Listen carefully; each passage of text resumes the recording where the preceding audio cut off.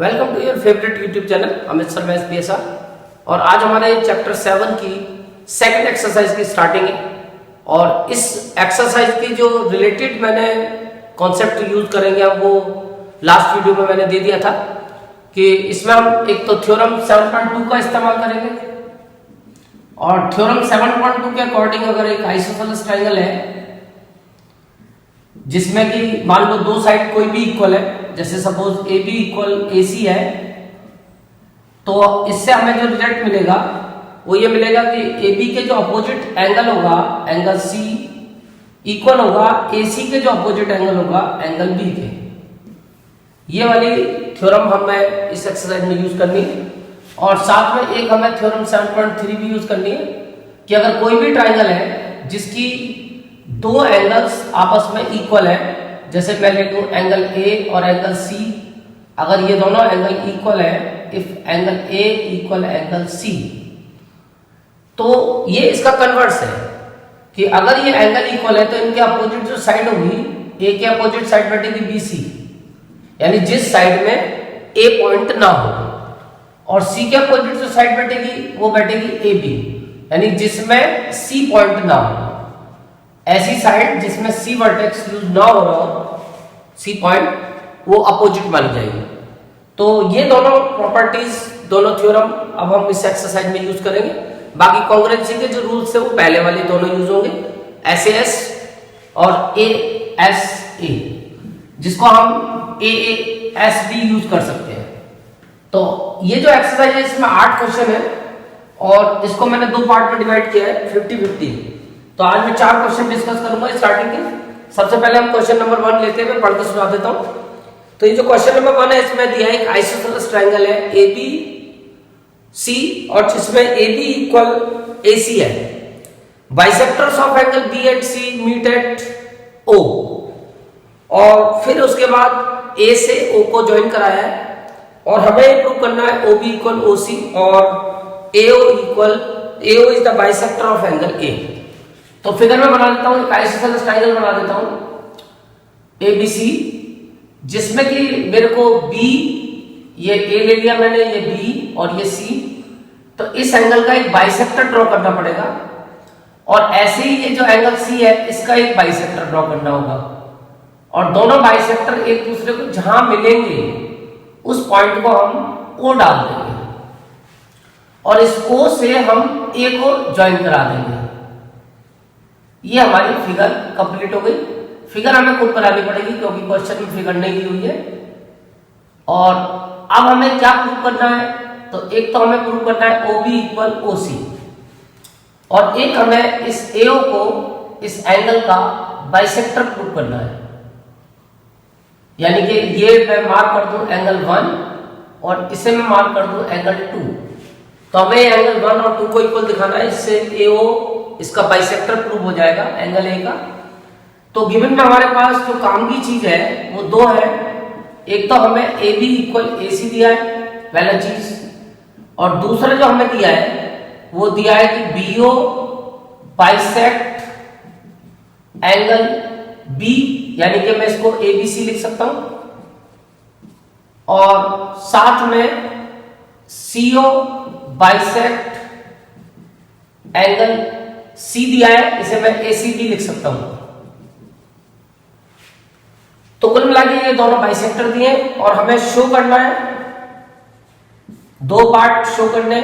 एक तो OB equal OC दिया है, ये प्रूव करना है, और एक हमें प्रूव करना है कि AO बाइसेक्ट एंगल, वैसे इसने A दिया है, A को BAC बोल सकते हैं, इस BAC एंगल को बाइसेक्ट करेगा। तो अब सीधी सी बात है कि जब तुम्हें ये वाला काम करना है तो तुम्हें बाइसेक्टर का भी यूज करना है और जो भी मैंने थ्योरम बताई है उसका भी यूज करना है। यहां से सबसे पहले हम शुरुआत करेंगे। और वैसे भी ज्योमेट्री का या किसी भी क्वेश्चन का एक रूल होता है कि जो गिवन है वो तो तुम्हें यूज करना ही होगा। तो पहले हम गिवन पे फोकस करते हैं। तो हमें ये गिवन है कि AB इक्वल AC, ये हमें गिवन है, और हमें ये भी थ्योरम पता है कि अगर साइड इक्वल होती हैं दो तो उनके अपोजिट एंगल इक्वल होते हैं, यानी AB साइड के अपोजिट बैठेगा एंगल C, या इसको मैं ACB भी बोल सकता हूं, ACB, ये इक्वल होगा AC के अपोजिट जो एंगल होगा वो होगा ABC, इस ABC एंगल के इक्वल होगा।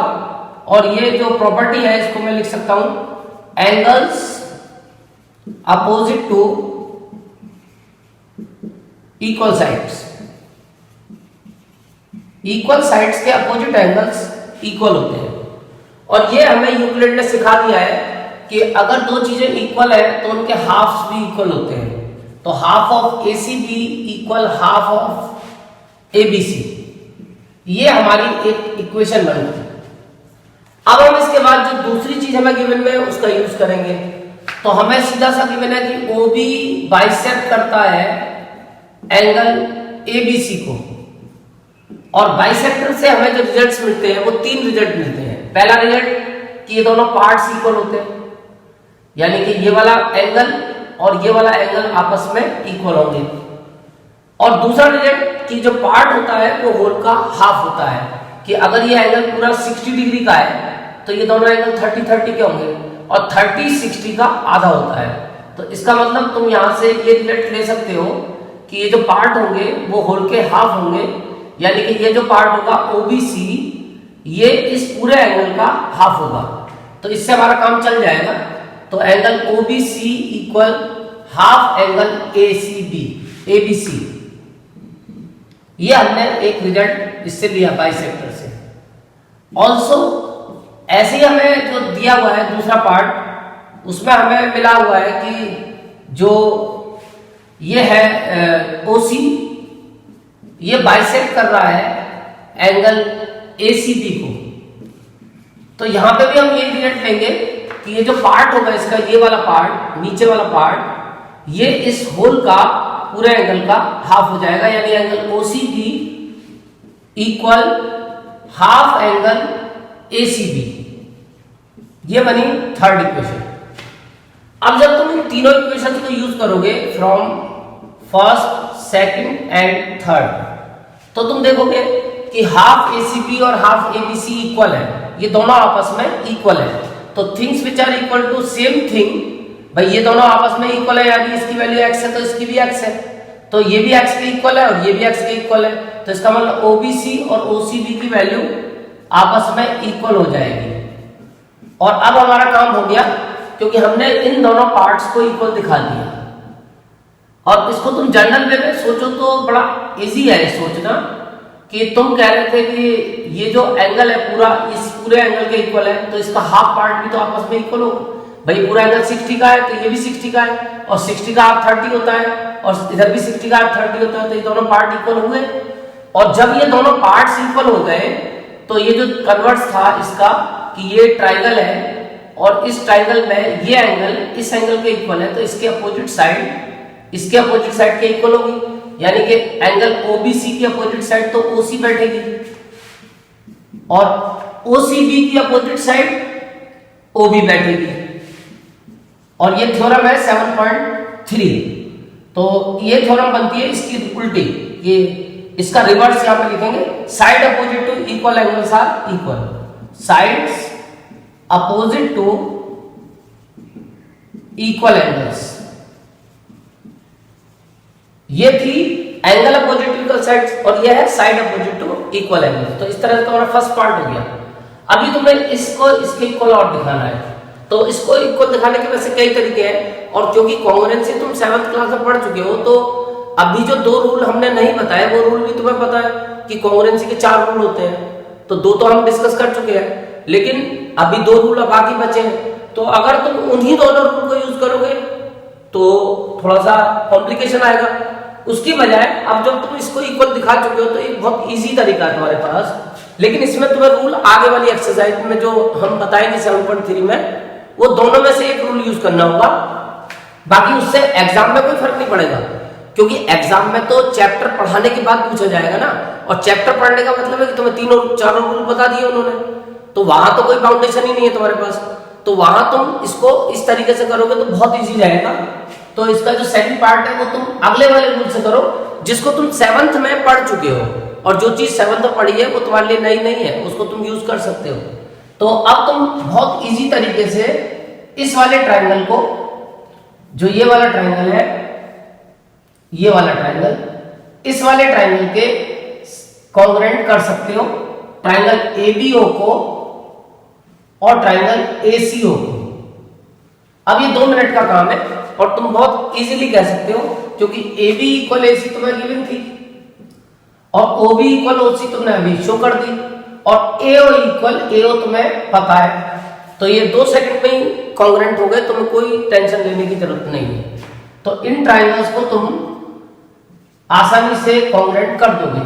तो इन ट्रायंगल्स को तुम कॉन्ग्रुएंट कर दो और कॉन्ग्रुएंट करने में तुम वो आगे वाला रूल यूज करो, कोई दिक्कत नहीं, क्योंकि वो तुमने 7th में पढ़ा है। तो यहां सीधा दिखा दो AB इक्वल AC, ये तुम्हें गिवन है, और OB इक्वल OC ये तुमने प्रूव कर दी, प्रूव्ड अबव, ये तुमने यहां पर प्रूव कर दिया OB इक्वल OC। और एक पार्ट तुम अपनी मर्जी से दिखाओगे AO इक्वल AO, और इसका रीजन है कॉमन। तो 3 पार्ट तुम्हारे पास हो गए। तो by S triangle AOB is congruent to triangle AOC। तो इसमें तुम्हें कोई टेंशन नहीं हुई, और रूल जो हमने यूज किया वो हम 7th क्लास में पढ़ चुके हैं। अब इससे हमें फायदा मिल गया कि ये वाला कॉरेस्पॉन्डिंग एंगल और इस वाला कॉरेस्पॉन्डिंग एंगल आपस में इक्वल होंगे। ये 1 था, ये 2 था। तो अब तुम ले सकते हो angle 1 equal angle 2 by CPCT। और जब ये एंगल 1 और 2 आपस में इक्वल हो गए, ये पार्ट्स आपस में इक्वल हो गए, तो ये वाली जो लाइन है ये इसको 2 इक्वल पार्ट में डिवाइड कर रही है। इसका मतलब ये इसकी बाइसेक्टर है। तो इससे प्रूव हुआ कि AO बाइसेक्ट एंगल BAC, ये इस एंगल को बाइसेक्ट कर रहा है। तो इस तरह से तुम ये क्वेश्चन नंबर 1 कर सकते हो। अब आते हैं हम इसके बाद क्वेश्चन नंबर 2 पे। तो हमारा जो क्वेश्चन नंबर 2 है वो क्वेश्चन सिंपल है, कोई दिक्कत नहीं है, बहुत इजी क्वेश्चन है और बहुत छोटा सा क्वेश्चन है। अब ये आगे के सारे क्वेश्चन छोटे हैं, केवल ये पहला क्वेश्चन थोड़ा सा बड़ा था। बाकी आगे में एक्सरसाइज में जितने भी क्वेश्चन है सब बहुत छोटे हैं और मेरे को बोर्ड का बहुत कम एरिया यूज करना होगा। तो इस क्वेश्चन में हमें एक ट्रायंगल दिया है, आइसोसेलेस ट्रायंगल दिया है, और एक परपेंडिकुलर बाइसेक्टर दिया है। तो तुमने परपेंडिकुलर के बारे में तो सुना है और बाइसेक्टर के बारे में भी तुमने सुना है, और ये उनका एक बड़ा भाई है परपेंडिकुलर बाइसेक्टर, यानी जिसके अंदर दोनों गुण होते हैं। परपेंडिकुलर का गुण भी होता है और बाइसेक्टर का गुण भी होता है, यानी जो दोनों की प्रॉपर्टी को फॉलो करता है उसे बोलते हैं परपेंडिकुलर बाइसेक्टर। ये हमारा क्वेश्चन नंबर 2। इस क्वेश्चन नंबर 2 में दिया है कि ABC है और इसमें AD is the perpendicular bisector of BC। अच्छा, आइसोसेलेस हमें प्रूव करना है, कोई बात नहीं। एक ट्रायंगल है, आइसोसेलेस प्रूव करना तो आइसोसेलेस जैसा ही बना लो। ABC एक ट्रायंगल है, AD is the perpendicular bisector, AD इसका परपेंडिकुलर बाइसेक्टर है। तो परपेंडिकुलर बाइसेक्टर वो होता है जो सामने वाली साइड के 2 इक्वल पार्ट करता है, यानी मिड पॉइंट पे काटता है, और साथ में उसमें 90 डिग्री का एंगल भी बनाएगा। इस चीज को मिक्स करके बोलते हैं परपेंडिकुलर बाइसेक्टर। तो इससे हमें 2 शिक्षा मिलेंगी, एक तो AD BC पे परपेंडिकुलर है, और दूसरी शिक्षा मिलेगी कि जो D पॉइंट है ये BC का मिड पॉइंट है। ये हमें इससे मैथमेटिकली फायदा हुआ कि D is the mid point of BC, और इसको मिक्स करके हम बोल सकते हैं परपेंडिकुलर बाइसेक्टर। अब हमें शो करना है कि ये एक आइसोसेलेस ट्रायंगल है, और आइसोसेलेस ट्रायंगल के लिए सफिशिएंट है कि तुम 2 साइड इक्वल दिखा दो। तो मैं दिखा देता हूं AB इक्वल AC। जब मैं AB इक्वल AC दिखा दूंगा तो इसका मतलब ये आइसोसेलेस ट्रायंगल है, और ये काम 2 सेकंड में डायरेक्ट कॉन्ग्रुएंसी से तुम्हें दिख रहा है हो जाएगा। इसके लिए केवल तुम्हें ट्रायंगल ABD को और ट्रायंगल ACD को कॉन्ग्रुएंट करना पड़ेगा, और ये बहुत आसान काम है क्योंकि तुम्हें दिख रहा है कि BD इक्वल CD तुम्हें दे रखा है, BD इक्वल CD तुम्हें गिवन है। ये D is the mid point of BC, D is the mid point of BC, ये हमें पता था। और एक तुम्हें दिख रहा होगा कि ये एंगल 90-90 के दोनों, यानी एंगल ADB इक्वल है एंगल ADC, ईच 90। और तीसरी चीज तुम अपनी मर्जी से सोचोगे तो तुम्हें दिख रही होगी एडी कॉमन आ रही है, इस ट्राइंगल में भी है और इस ट्राइंगल में भी है, दोनों के अंदर कॉमन है, एडी इक्वल एडी और इसका रीजन है कॉमन। तो तुम्हारे पास तीनों चीजें मिल गई, तो रूल बन गया SAS। तो by SAS rule triangle ABD is congruent to triangle ACD। और फायदा, तो इससे फायदा हमें मिल जाएगा, इसकी ये वाली साइड थर्ड साइड AC और इसकी थर्ड साइड AB और AC आपस में इक्वल हो जाएगी। It means triangle ABC is an isosceles triangle. ठीक है, तो इसको हम आइसोसेलेस ट्राइंगल बोल सकते हैं। और ये जो रिजल्ट लोगे ये बाय CPCT लोगे, corresponding parts of congruent triangles are equal. अब फाइनली हम आते हैं अपने आज के क्वेश्चन नंबर 3 पे। तो हमारा जो आज का क्वेश्चन नंबर 3 है वो 4 के जैसा है, यानी 4 और 3 दोनों क्वेश्चन सेम है। और इन दोनों ही क्वेश्चंस में हमें बिल्कुल सेम मैं करूंगा। ये मेरी खासियत है ज्योमेट्री की कि मैं ज्यादा एक्सपेरिमेंट नहीं करता हूं, मैं एक चीज को एक ही पैटर्न से लेके चलता हूं। तो मैं एक ही पैटर्न से लेके चलूंगा, यानी क्वेश्चन नंबर जिस मेथड से मैं थर्ड करूंगा सेम उसी मेथड से मैं फोर्थ करूंगा। तो तुम्हें दो अलग अलग तरीकों से उसको प्रैक्टिस नहीं करनी है, एक ही तरीके से प्रैक्टिस करना है।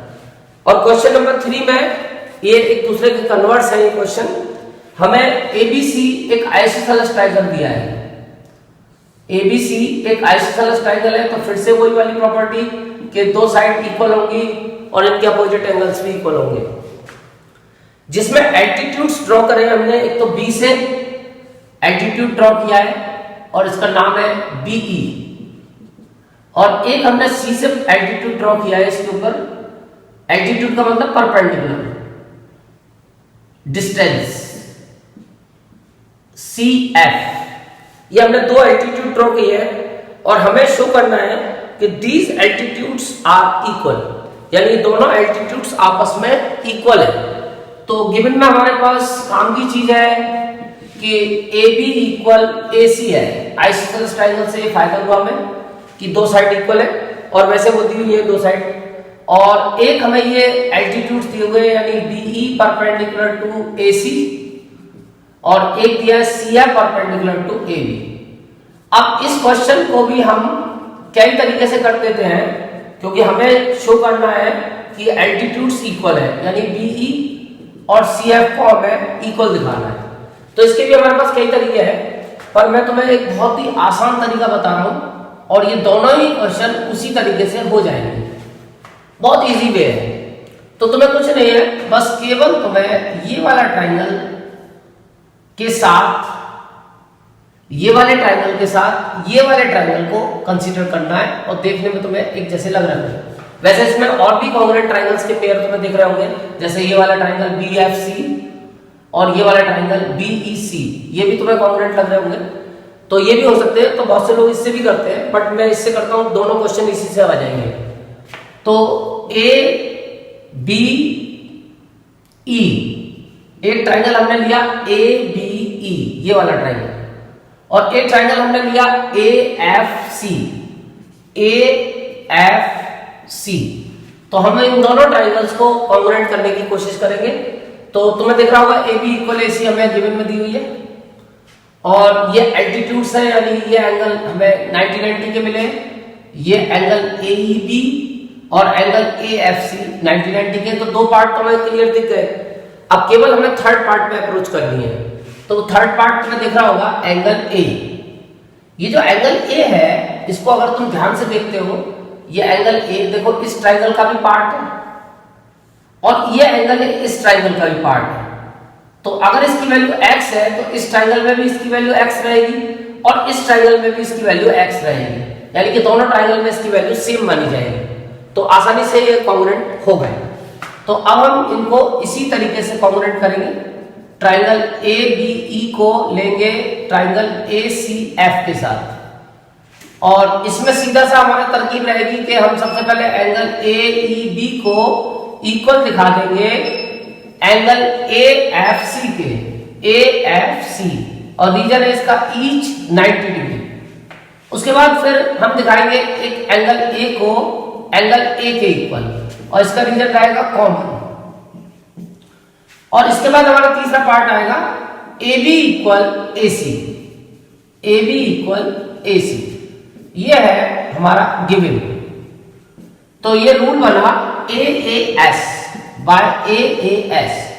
तो मैं पार्ट्स को उसी सीरियल में लिखना चाहिए जिस सीरियल में दिए हुए हैं। तो इससे ये ट्राइंगल दोनों ABE और कॉन्ग्रुएंट हो गया ट्राइंगल ACF। अब इससे हमें फायदा मिल जाएगा कि जो थर्ड साइड बचती है BE और CF ये इक्वल हो जाएंगे, यानी BE equal to CF by CPCT। Corresponding parts of congruent triangles are equal. तो ये हमारा क्वेश्चन नंबर 3 हो गया। अब क्वेश्चन नंबर 4 भी सेम यही है। फर्क क्या है, एक तो नंबर चेंज हुआ, 3 की जगह 4 आ गया। फिगर यही रहेगी, बिल्कुल सेम फिगर है। बस उसमें क्या दिया है कि अगर एक ट्राइंगल में हमने दो ये इक्वल एल्टीट्यूड्स ड्रॉ कर दिए, यानी एल्टीट्यूड्स भी दिए हुए हैं और ये एल्टीट्यूड्स इक्वल है, बस इतना फर्क उन्होंने डाल दिया कि ये जो BE और CF है ये दोनों एल्टीट्यूड की लेंथ इक्वल दे दी। अब तुम्हें उल्टा प्रूव करना है कि ऐसा केवल आइसोसेलेस ट्राइंगल में ही हो सकता है कि आइसोसेलेस ट्राइंगल में जो एंगल इक्वल होते हैं वहां से जब हम अपोजिट साइड पे एल्टीट्यूड डालते हैं तो उनकी लेंथ इक्वल आती है। तो जब ये एल्टीट्यूड की लेंथ इक्वल आई है तो 100% ये आइसोसेलेस ट्राइंगल होगा। यानी अब तुम्हें शो करना है उल्टा AB इक्वल AC, यानी इसकी तुम्हें दो साइड इक्वल शो करनी है।